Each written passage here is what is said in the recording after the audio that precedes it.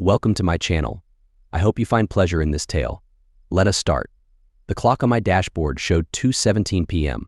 As I drove into our driveway, I wasn't expected at home for another 3 hours, but a canceled meeting had given me a free afternoon. As I turned off the engine, a smile crept across my face. Perhaps I could surprise Alexandra with a spontaneous date night. I exited the car, briefcase in hand, and headed towards the front door.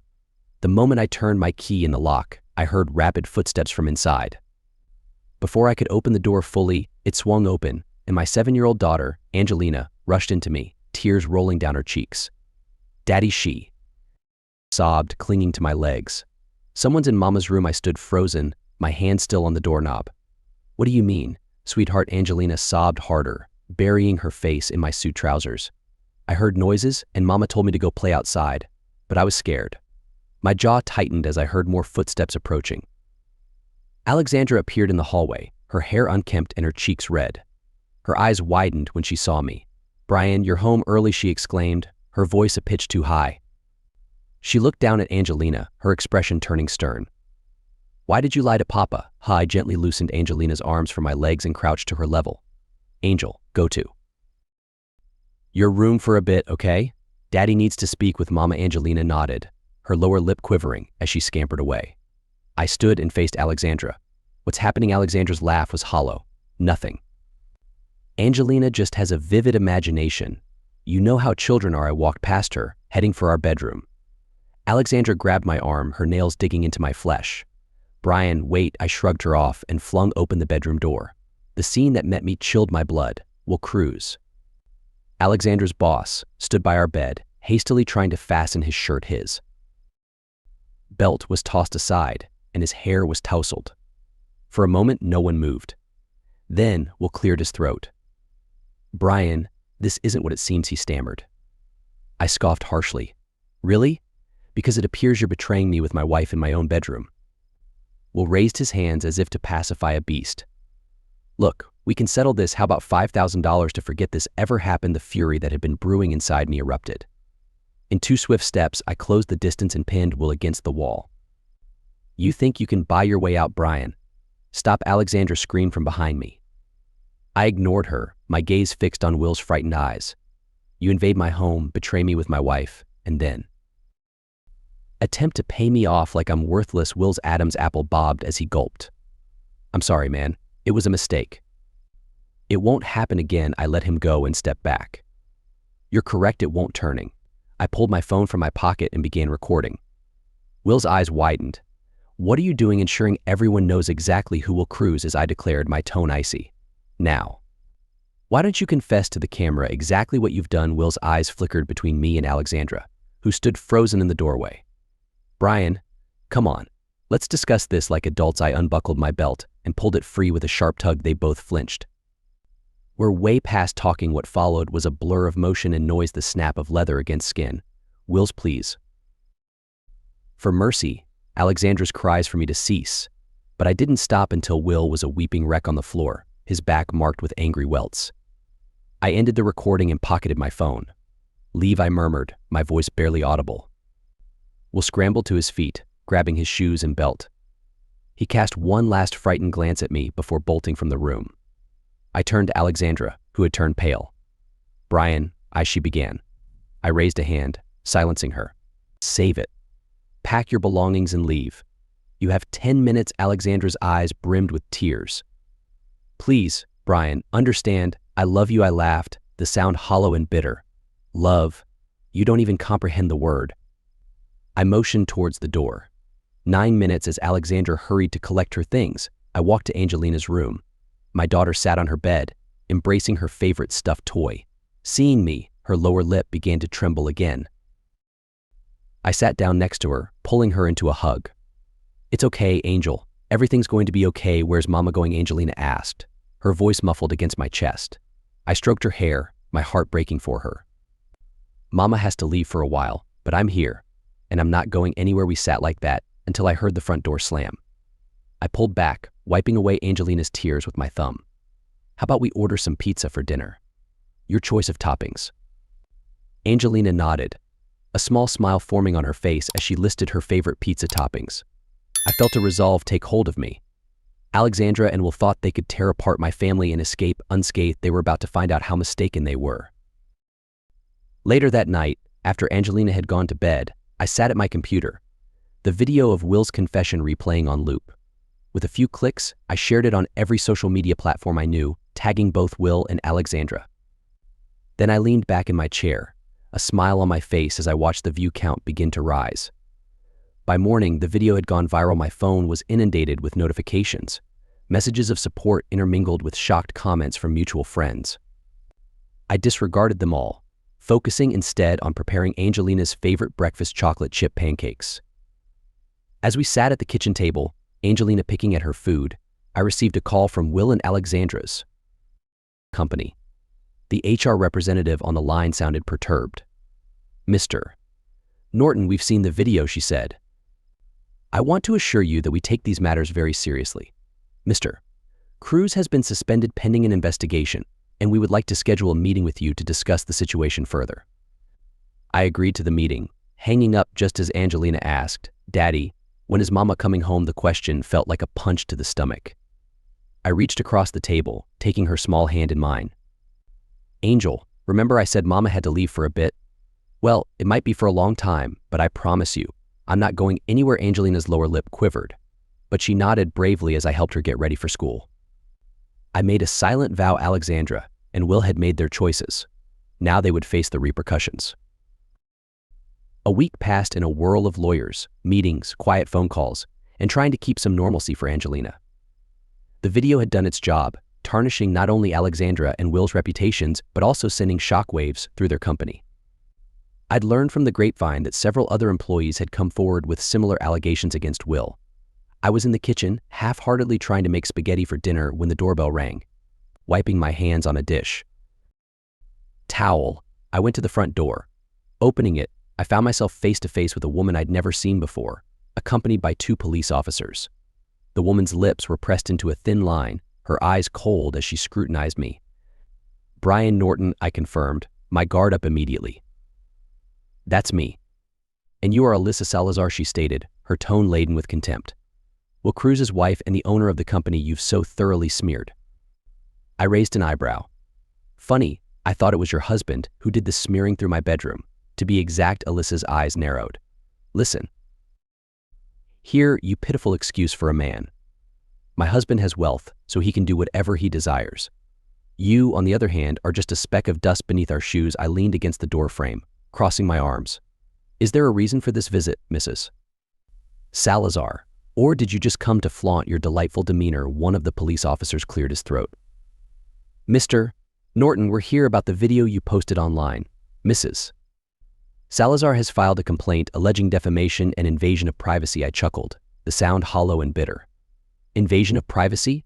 That's ironic, considering it was your husband who invaded my home and my marriage." Alyssa stepped forward, her finger jabbing into my chest.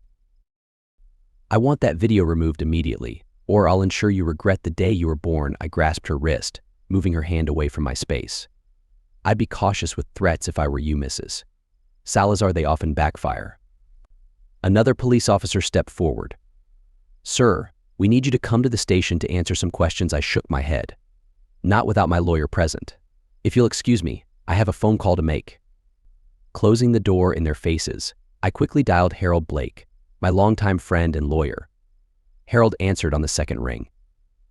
"Brian, what's happening?" I briefed him on the situation. His sigh crackled through the phone. "Sit tight. I'll be there in 15 minutes. True to his word, Harold arrived soon after, briefcase in hand and a determined look on his face. I welcomed him in, thankful for his reliable presence. "Where's Angelina?" he inquired as we headed to the living room. "At a friend's house for a playdate," I replied. I didn't want her to witness any of this. Harold nodded approvingly. Smart thinking. "Now, let's handle our uninvited guests." We stepped outside to find Alyssa and the officers still waiting. Harold immediately asserted control, his tone steady yet assertive. "Gentlemen, Mrs. Salazar, I'm Harold Blake, Mr. Norton's lawyer. I understand. There's some confusion regarding a video my client shared." Alyssa's eyes glinted angrily. "There's no confusion. He shared a private video without consent, and I demand his arrest." Harold raised his hand. "It's not as straightforward as that. The video in question was filmed in Mr. Norton's home, where he rightfully expected privacy. Your husband, however, was trespassing and partaking in prohibited activities. The officers exchanged looks. One turned to Alyssa. "Ma'am, given these circumstances, we can't arrest Mr. Norton without further inquiry." Alyssa's face twisted in fury. "This is absurd. Do you know who I am, who my husband is?" I stepped closer, my tone calm yet firm. "Oh, we're quite aware of who you and your husband are, and soon, so will everyone else." Harold placed a hand on my shoulder, silently signaling me to let him continue. He faced the officers again. "Gentlemen, unless you have a warrant, I'm afraid we must ask you to leave. Any further inquiries can be directed to my office." The officers nodded, visibly uneasy with the situation, and began to leave. Alyssa shot a venomous look my way. "This isn't over, Norton. Not by a long shot." I met her stare steadily. "You're right, it's just the beginning." As Alyssa stormed off and the police car drove away, Harold turned to me, sighing. "You realize she's going to follow through on her threat?" "Right," I nodded, a smile crossing my face. "I'm counting on it. In fact, I want you to thoroughly investigate both Alyssa and Will's backgrounds. I suspect this isn't their first time pulling such a stunt." Harold raised an eyebrow. "You're not thinking of letting this go, are you?" "Not a chance," I replied. "They entered my home, shattered my family, and now they're trying to bully me." "They don't know who they're dealing with." Harold rubbed his chin thoughtfully. "We might need to hire a private investigator." "I know someone, H. Heron, he's discreet and effective." I nodded. "Do it. And Harold, I'd like you to inform the police about potential victims at their company." The video has already prompted a few to come forward, but I suspect there are more. Harold's expression grew solemn. "Brian, you're considering a fight against some influential people." I met his gaze. "They initiated this war, Harold. I'm just ensuring I finish it." As Harold left to make the necessary arrangements, I stood in the empty living room, surrounded by family photos that now seemed like relics of another life. My gaze landed on a picture of Alexandra, Angelina, and me at the beach last summer. We looked so content, so ideal. I picked up the frame, my fingers tracing Alexandra's face. For a moment, I let myself feel the full extent of her betrayal, the pain so acute it stole my breath. Then, with deliberate slowness, I removed the photo from the frame and tore it in half, separating Alexandra from Angelina and me. As I dropped the torn pieces into the trash, I made a silent vow. Alexandra and Will thought they could ruin my family and escape unscathed. They were about to discover just how mistaken they were. And Alyssa, she had made a critical error in threatening me. By the time I was finished, they'd all regret ever encountering Brian Norton. The subsequent weeks were a whirlwind of legal meetings. I had initiated divorce proceedings against Alexandra, wielding our prenuptial agreement like a shield to safeguard my assets. She attempted to challenge it, of course, but Harold had reassured me it was rock solid. Today marked our first court appearance for the custody hearing. I adjusted my tie in the hallway mirror, bracing myself for what lay ahead. Angelina appeared behind me, her small face filled with concern. "Daddy, do I have to go to court?" she asked, her voice shaking a bit. I turned and knelt to her level, placing my hands on her shoulders. "No, sweetheart, you're staying with Aunt Sarah today. Remember, you two are going to bake cookies and watch movies." Relief washed over her face, quickly followed by a hint of guilt. "Is Mama going to be there?" My jaw tensed involuntarily, but I managed to smile. "She might be, but don't worry about that, okay? This is adult stuff. Your job is to have fun with Aunt Sarah." Angelina nodded, then hugged me tightly. I embraced her, breathing in the scent of her strawberry shampoo. "I love you, Angel," I whispered. "Love you too, Daddy," she mumbled into my shoulder. After dropping Angelina off at my sister's house, I made my way to the courthouse. Harold was waiting for me on the steps, briefcase in hand and a resolute look on his face. "Ready for this?" he asked as I approached. I nodded. "Let's get it over with." We entered the courthouse, the air conditioning a stark contrast to the summer heat outside. As we approached the designated courtroom, I saw her. Alexandra was standing with her lawyer, her hair perfectly styled and her makeup flawless. However, I could see the tension in her gestures, the slight tremor in her hands, the tightness around her eyes. She looked up as we approached, our eyes meeting briefly. For a moment, I glimpsed the woman I had fallen in love with, the mother of my child. Then her gaze hardened and she turned away. "Brian," Harold murmured, placing a hand on my arm. Remember, stay calm. Let me do the talking. I took a deep breath, centering myself. You're right. Let's do this. We entered the courtroom, the heavy doors swinging shut behind us. Alexandra and her lawyer were already seated at one table. Harold and I took our places at the other. The judge, a stern-looking woman in her 60s, called the court to order. We're here today to discuss the divorce proceedings of Brian and Alexandra Norton, as well as custody arrangements for their minor child, Angelina Norton. Let's begin. Alexandra's lawyer stood first. Your Honor, my client seeks joint custody of Angelina. She has been a devoted mother for 7 years and believes it's in the child's best interest to maintain a relationship with both parents. I clenched my fists under the table, but Harold placed a calming hand on my arm before standing. Your Honor, while we recognize Mrs. Norton's sentiment, we have serious concerns about her ability to provide a stable environment for Angelina. The incident that precipitated this divorce demonstrates Mrs. Norton's severe lapse in judgment and moral integrity. Alexandra's lawyer bristled. Objection, Your Honor. My client's personal life has no bearing on her parenting ability. The judge raised an eyebrow. I'll allow it. Continue, Mr. Blake. Harold nodded. Thank you, Your Honor. We have evidence that Mrs. Norton's infidelity occurred in the family home, in the presence of the child. This shows a blatant disregard for Angelina's well-being and emotional health. I watched as Alexandra's complexion turned pale while Harold methodically presented our case. When it was her turn to respond, she stood, her voice trembling slightly. Your Honor, I made a terrible mistake, but I love my daughter more than anything in this world. Please don't take her away from me, Alexandra pleaded, but the judge's face showed no emotion. Mrs.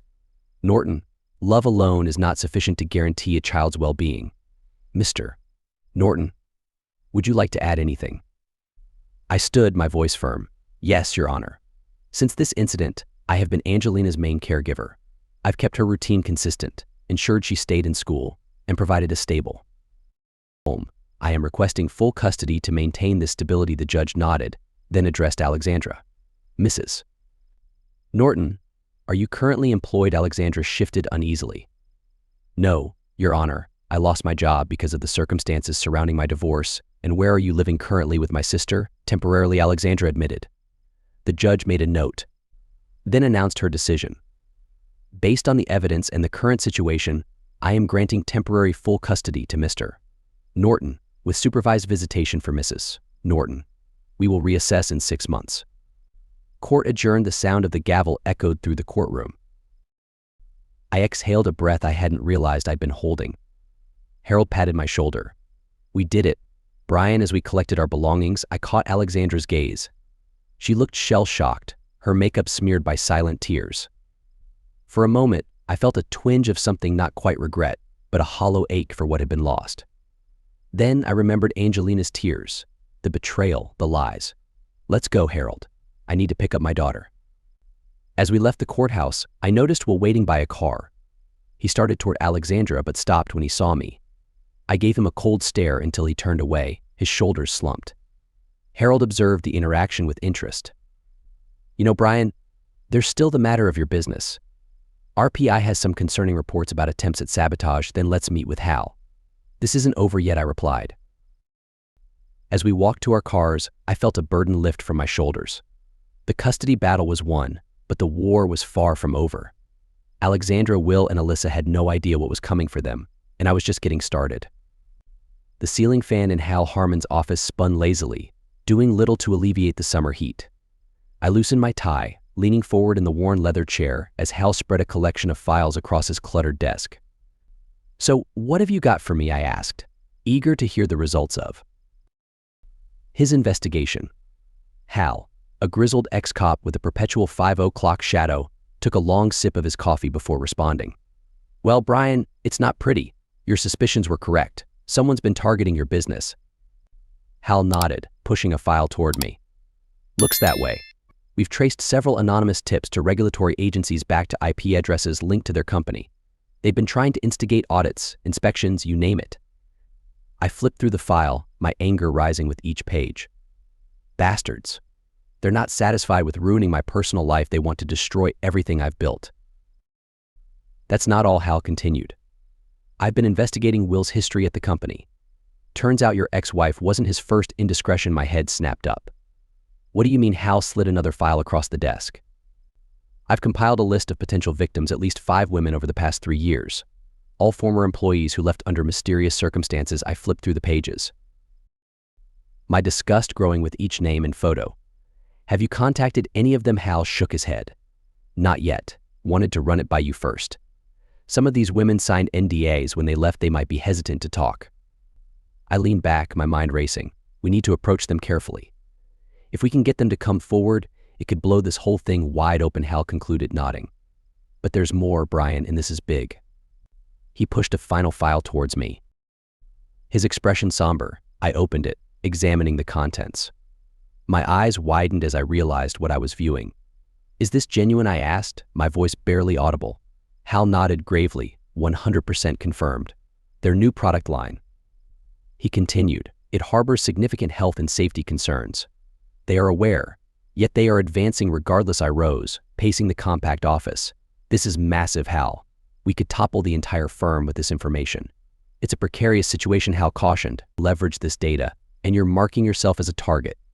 Will and Alyssa, they'll attack you with everything they possess. I faced him, resolute. Let them. I'm finished playing defense. It's time to go on the offensive. Hal reclined in his chair, observing me thoughtfully. What's your strategy? I resumed my seat, leaning in eagerly. First, we need to reach out to those women. I need to hear their accounts directly. Can you organize meetings? Hal nodded. I can arrange them discreetly, of course. Good. And I need all the evidence you can find on this defective product line: emails, memos, test results, anything that shows they were aware of the risks and opted to disregard them. I declared. I'm on it, Hal replied, already grabbing his phone. What about Will and Alyssa? Want me to monitor them? I affirmed. Absolutely. I want updates on their every action. Even if they jaywalk, I want to know. As I prepared to leave, Hal called out, Brian, one more thing. There are 2 women on that list who seem more amenable to speak. Polly Walter and Missy Pierce. You might start with them. I paused at the door, looking back, set it up. And Hal, thanks for everything. He dismissed me with a brusque nod, engrossed in his files. Exiting his office, I felt a renewed resolve. Will and Alyssa believed they could intimidate me into yielding, but they had gravely underestimated who they were challenging. I was determined to dismantle their corrupt empire entirely. The next day, I found myself in a tranquil cafe, awaiting Polly Walter. Hal had coordinated the meeting, reassuring me of Polly's willingness to discuss matters. As I enjoyed my coffee, a woman entered, her gaze flitting anxiously around. I stood, capturing her attention.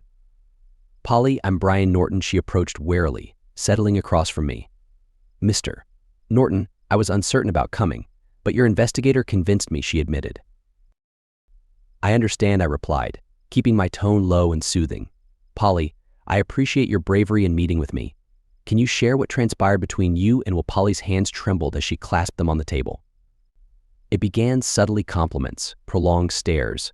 Then it escalated to secluded meetings, his hand on my knee.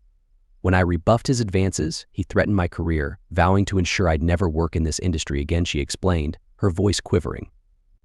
I maintained a steady demeanor. Did you report him? Polly chuckled ruefully. To HR. They're under Alyssa's influence. I attempted to file a grievance once. Subsequently, I was slandered for poor performance, placed on probation. I resigned before they could terminate me. I nodded, my suspicions affirmed. Polly, I'm assembling a lawsuit against Will and Alyssa. Would you be willing to testify? Fear flickered in her eyes. I'm unsure the NDA I signed, I interjected, is irrelevant if it conceals illegal acts, which it evidently does. Polly remained silent, then nodded slowly. Okay, I'll participate.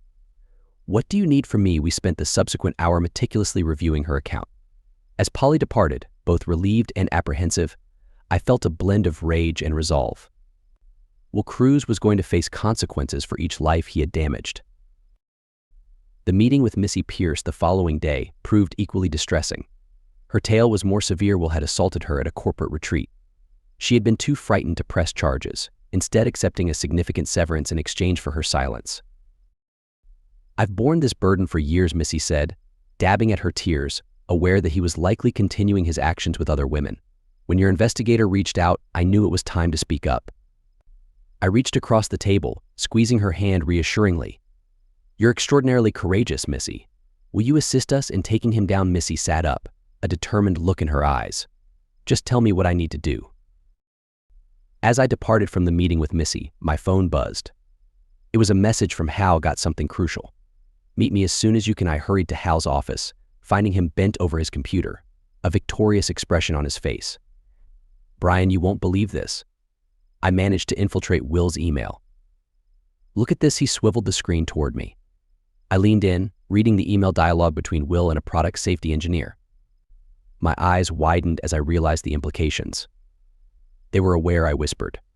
"They knew about the flaws and chose to proceed." Hal nodded. "It's even worse. Check out these projection reports. They've estimated the possible lawsuit expenses against the expected profits. They're essentially betting with people's lives." I stood up, my mind buzzing with plans. "This is it, Hal. This is how we bring them down. We need to get this information to the right authorities. I have connections at the FDA," Hal suggested. "We could tip them off anonymously." I shook my head. "No, we're going to make this impossible to ignore. The company's annual gala is next month, right?" Hal nodded slowly, realization dawning on him. "You're not considering—" "Oh, I am," I declared, a grin spreading across my face.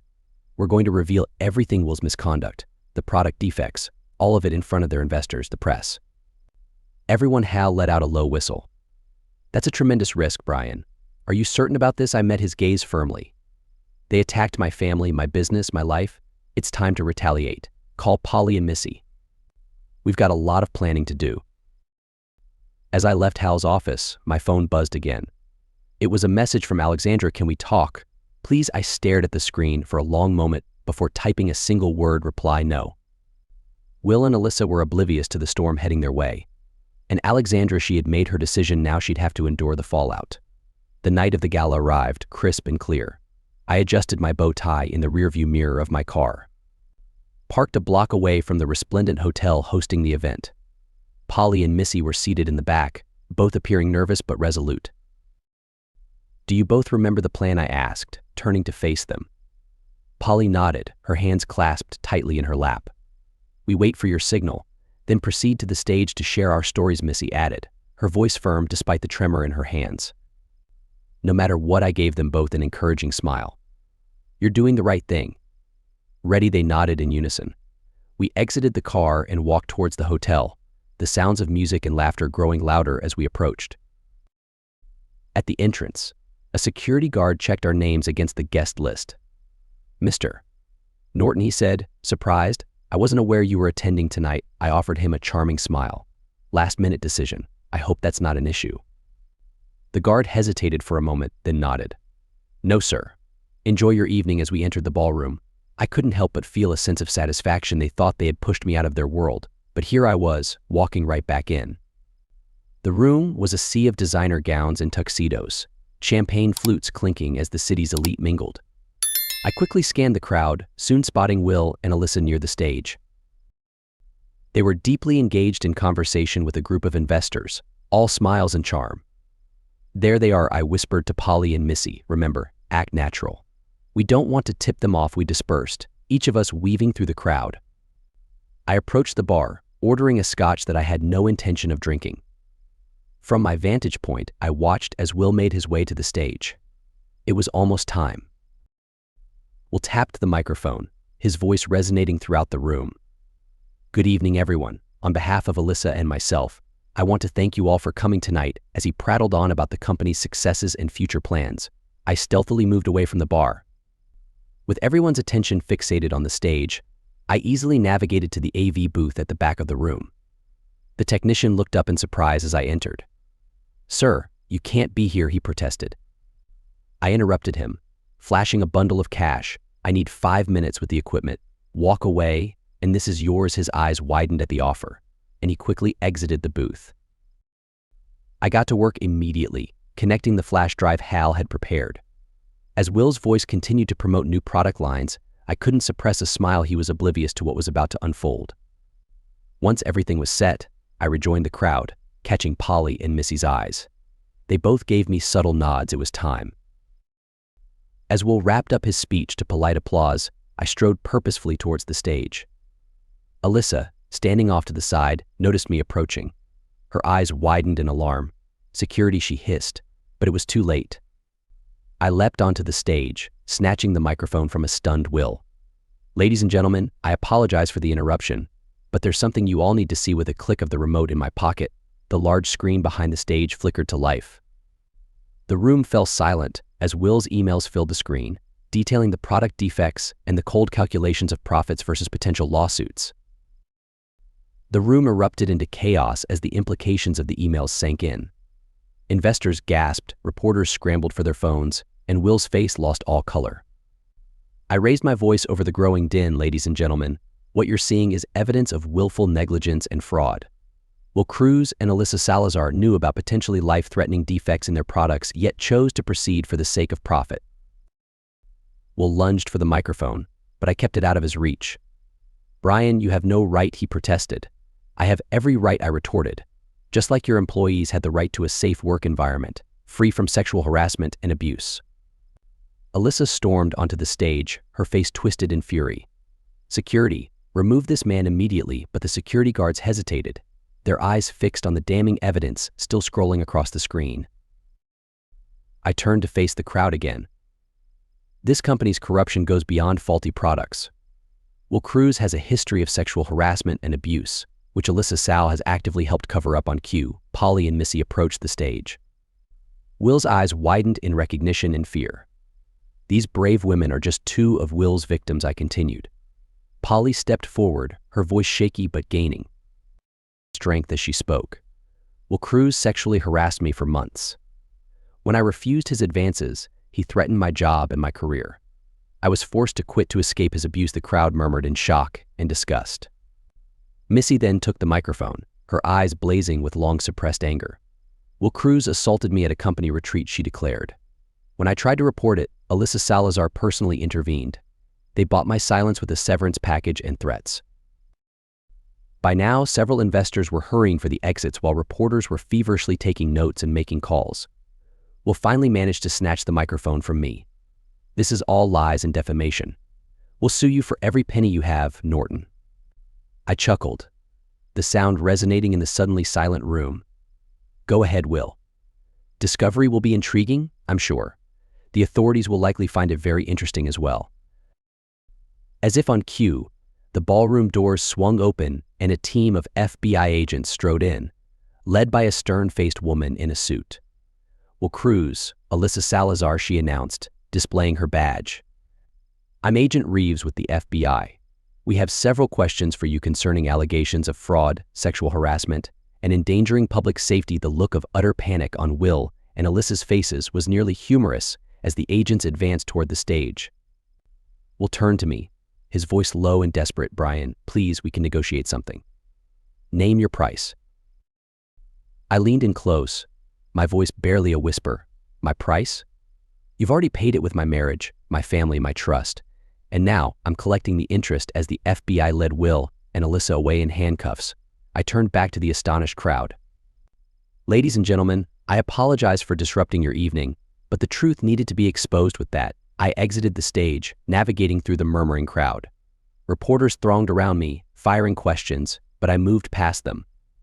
My task here was complete.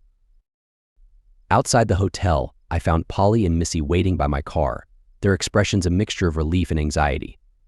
"What happens now?" Polly inquired, wrapping her arms around herself against the chilly night air. I opened the car doors for them. "Now, we ensure justice is served. Your testimony will be vital in the days ahead. Are you both prepared for that?" They exchanged a look, then nodded resolutely. "We're ready," Missy declared. "Thank you, Brian, for giving us the opportunity to speak up." As we drove away from the turmoil we'd left behind, I felt a deep sense of satisfaction. Will and Alyssa's empire was crumbling. And Alexandra, well, she had made her decision. Now she would have to endure the consequences.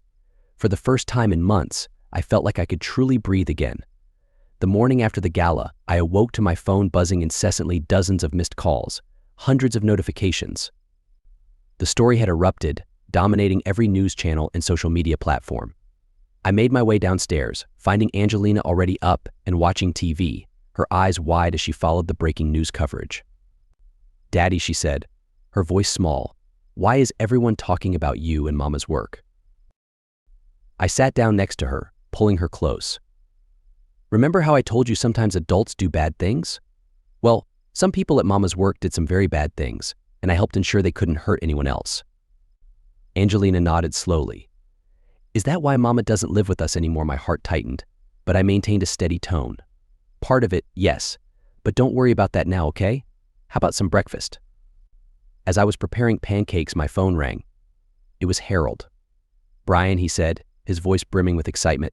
Have you seen the news? I flipped a pancake, wedging the phone between my ear and shoulder. Kind of hard to miss. What's the situation? It's chaos, Harold replied. The FBI has officially launched a full-scale investigation into the company. They've already confiscated documents and computers from the offices. I nodded, even though he couldn't see me. Good. What about Will and Alyssa still in custody? They're being arraigned this afternoon, Brian. This is big, really big. The SEC is also getting involved, looking into potential securities fraud. I slid the pancakes onto a plate for Angelina. What do we need to do next? We've got a meeting with the FBI this afternoon, Harold said. They want to review everything we have. And Brian, Alexandra's lawyer, reached out. She wants to talk. I felt my jaw tighten. Tell her it's too late for talking after breakfast, and after arranging for my sister to watch Angelina, I headed to the FBI field office. The place was bustling.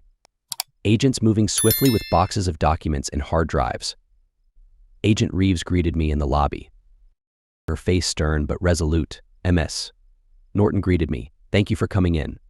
We have much to discuss. She led me into a conference room where Harold and several other agents were already seated, along with what appeared to be a representative from the SEC. Mr. Norton, the SEC representative, started. We need you to detail everything you've discovered. From the beginning for the next several hours, I recounted the entire disreputable saga, the affairs, the cover-ups, the product deficiencies, the financial deceit. By the time I concluded, the room was hushed, the agents fervently jotting down notes. Agent Reeves leaned forward, her gaze piercing. Mr. Norton, I want to clarify your actions last night, while effective, could have compromised our investigation. In the future, I'd appreciate it if you consulted us first. I met her intense look with calm resolve. With all due respect, Agent Reeves, I did attempt to alert the authorities, but when nothing came of it, sometimes you have to compel people to take notice. She held my stare for a moment, then gave a slight nod. Fair enough. Now, let's discuss the next steps. We'll need you and the other witnesses to remain available for further questioning and possibly to testify. Whatever you need, I responded.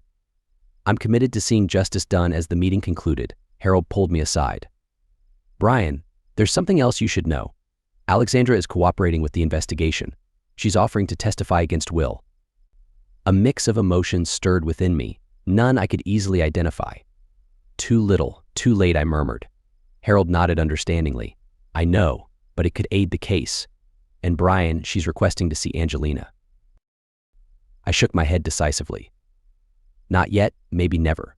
She made her choice, Harold. Now she has to accept the consequences. As we approached my home, I was immediately besieged by reporters, microphones thrust in my direction, questions bombarding me from all sides. Mr. Norton, how long have you been aware of the product defects? Is it true that your ex-wife was involved in the cover-up? Do you have any comment on the allegations of sexual harassment? I raised my hands, quieting the clamor. I'll issue a brief statement, but I won't be taking questions at this moment. The reporters quieted down, cameras rolling. What occurred at Cruise Industries was a systemic collapse of ethics and leadership. I began. Will Cruz and Alyssa Salazar prioritize profits over people's safety and well-being? They fostered a culture of intimidation and misconduct. However, they were not alone. Many were aware of what was transpiring and opted to remain silent. To those individuals, I say this. It's not too late to act honorably. Come forward, speak the truth, help ensure that justice prevails. With that, I maneuvered through the crowd, disregarding the persistent follow-up inquiries. The journey ahead would be arduous and complex, but I felt assured that I was on the correct path. Once home, I found Angelina nestled on the couch, her expression troubled. Daddy, she said as I sat beside her, are you in trouble? The TV mentioned you did something wrong at Mama's workplace. I drew her close, gently stroking her hair. No, sweetheart, I'm not in trouble. I helped stop some bad people from causing harm. It's complicated, but I assure you, everything will be all right. As Angelina snuggled against me, I silently pledged to shield her from the looming challenges. Will, Alyssa, Alexandra, they had all made their decisions. Now it was my turn. My decision was unequivocal: to be the father Angelina deserved, to reconstruct our lives, and to ensure justice was achieved. The forthcoming weeks would undoubtedly be taxing, but I was prepared. Let them come, I thought. I faced worse and emerged stronger.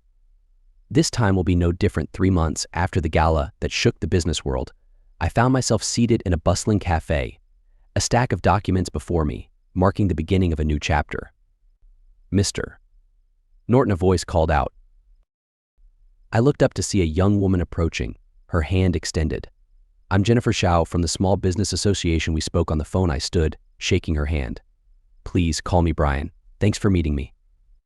As we sat down, Jennifer pulled out a tablet. So Brian, you mentioned you're looking to start a new venture.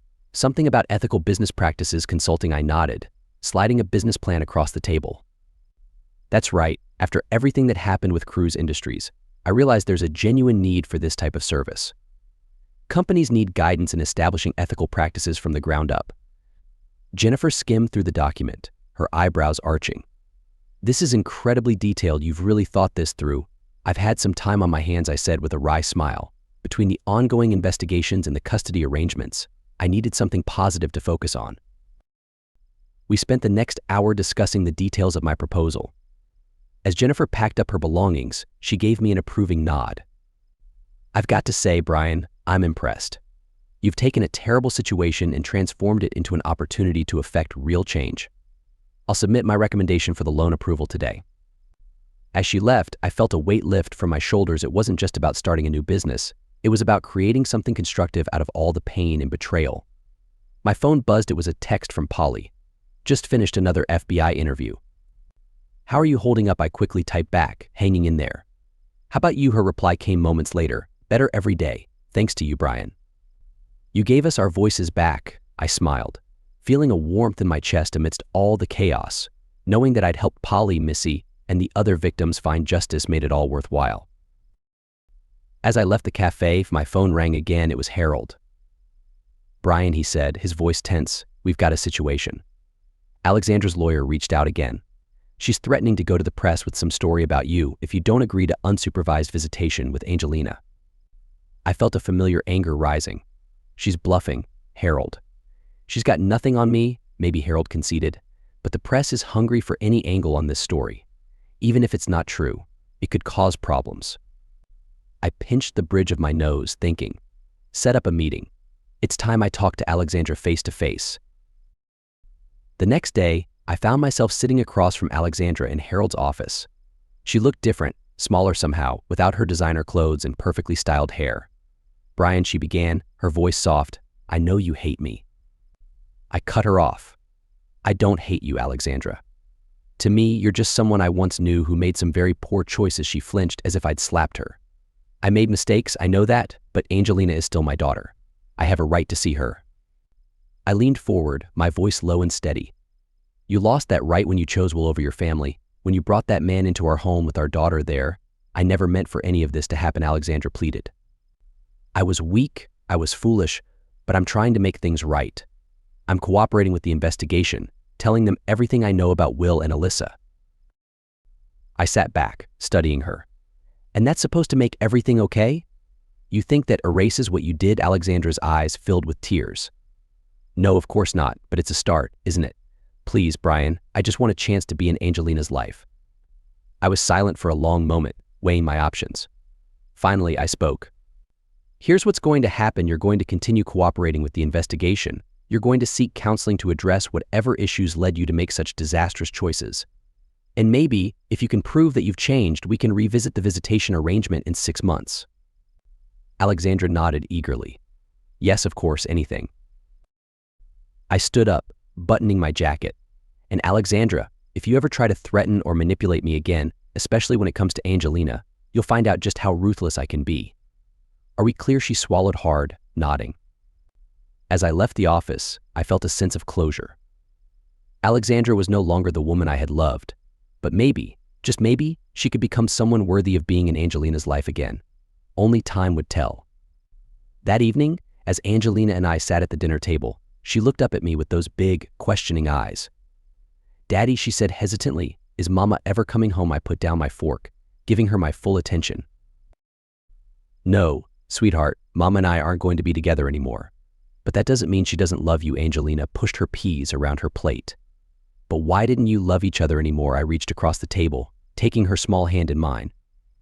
Sometimes grown-ups make mistakes that hurt the people they love, and sometimes those mistakes are too big to fix. But I want you to understand that none of this is your fault, and no matter what, you will always be loved. Angelina nodded, her lower lip trembling slightly. "Can I still see Mama sometimes?" I hesitated, then nodded. "We're working on that. It might take some time, but if Mama shows she can be responsible and make good choices, then yes, you'll be able to see her." As I tucked Angelina into bed that night, I felt a renewed sense of purpose. The past few months had been a nightmare, but we were emerging on the other side. My new business was taking shape, justice was being served, and most importantly, Angelina was safe and loved. The legal proceedings were far from over, and rebuilding our lives would take time, but as I kissed Angelina's forehead and turned out her light, I knew we would make it. We had each other, and in the end, that was all that mattered. The next morning I woke early, feeling energized despite the challenges ahead. I had a busy day planned, starting with a meeting with some of Will's other victims who had come forward after the gala. As I prepared breakfast, Angelina shuffled into the kitchen, still in her pajamas. "Daddy, can I come to work with you today?" she asked, rubbing sleep from her eyes. I smiled, ruffling her hair. "Not today, sweetheart. I've got some important meetings. But how about we go to the park this weekend, just you and me?" Her face lit up. "Can we feed the ducks?" "Absolutely," I promised, setting a plate of pancakes in front of her. After dropping Angelina off at school, I headed to the community center where I'd arranged to meet the other victims. As I walked in, I saw Polly and Missy already there, along with 3 other women I recognized from the company. Brian Polly greeted me with a warm smile. "Thank you for organizing this," I nodded, taking a seat in the circle of chairs. I thought it might help if we all talked, shared our experiences. "There's strength in numbers," one of the women, Sarah, spoke up hesitantly. "I'm still not sure about testifying." "What if they come after us?" I leaned forward, my voice firm but gentle. "That's exactly why we need to stand together. Will and Alyssa can't hurt you anymore, but by speaking out, you can protect others from going through what you did." Missy nodded in agreement. "It's scary, I know, but every time I talk about what happened, I feel a little stronger, like I'm taking back control." For the next 2 hours, we talked, sharing stories and offering support. By the end, even Sarah seemed more resolved. "Okay," she said, squaring her shoulders, "I'll do it. I'll testify." As the meeting wrapped up, I felt a sense of pride in these women's courage. "Remember," I told them, "you're not alone in this. We're in it together." After the meeting, I headed to my new office space. It was small, just a single room with a desk and a few chairs, but it was a start. As I settled in, my phone rang. It was Agent Reeves. "Mr. Norton," she said, her voice brisk. "I thought you'd want to know. Well, Cruz has agreed to a plea deal. He's going to testify against Alyssa Salazar in exchange for a reduced sentence." I felt a mix of emotions: relief, satisfaction, and a lingering anger. "What about the victims? Will they still get their day in court?" "They will," Agent Reeves assured me. "His plea doesn't negate their testimony. In fact, it corroborates their stories." After hanging up, I sat back in my chair, processing the news. It wasn't a perfect ending, but it was justice. Will would pay for his crimes, and Alyssa wouldn't be able to hide behind her wealth and power anymore. As the day wore on, I threw myself into work, outlining plans for my new consulting business. I was determined to use my experience to help other companies avoid the pitfalls that had brought down Cruz Industries. Just as I was packing up to leave, my phone buzzed with a text from Harold. "Check your email. You're going to want to see this." Curious, I opened my laptop and found an email from a major business magazine. They wanted to do a feature story on me, focusing on my role in exposing the corruption at Cruz Industries and my new venture in ethical business consulting. As I read the email, I felt a sense of validation. This wasn't about fame or recognition. It was about using my platform to bring about genuine change in the business world. On my way to pick up Angelina from school, I called Harold. "What do you think about the magazine offer?" I asked. Harold laughed. I think it's a fantastic opportunity, Brian, a chance to share your perspective, promote your new business, and maybe inspire others to stand up against corporate corruption. I nodded, even though he couldn't see me. You're right, set it up. As I pulled up to Angelina's school, I saw her waiting on the steps, her face lighting up when she spotted my car. In that moment, I was overwhelmed with gratitude. Despite everything we'd been through, we were okay, more than okay. How was your day, Angel? I asked as she climbed into the car. She launched into a detailed account of her day, her enthusiasm contagious. As I listened, I realized that this right here was what truly mattered, not the legal battles, not the new business, not even the justice we'd fought so hard for. It was this simple moment with my daughter. That evening, as Angelina and I sat on the couch reading her favorite bedtime story, I felt a sense of peace I hadn't experienced in months. We had been through a lot, but we had come out stronger. The road ahead wouldn't be easy. There were still court cases to navigate, a new business to establish, and a life to rebuild, but I was ready for it all, because now I knew without a doubt that I could handle whatever life threw at me. As I tucked Angelina into bed, she looked up at me with those big, innocent eyes. "Daddy," she said sleepily, "are we going to be okay?" I smiled, kissing her forehead. "Yeah, sweetheart, we're going to be more than okay. We're going to be great." And as I turned out the light, I knew it was true. We had weathered the storm, and now, finally, we were ready for whatever the future held.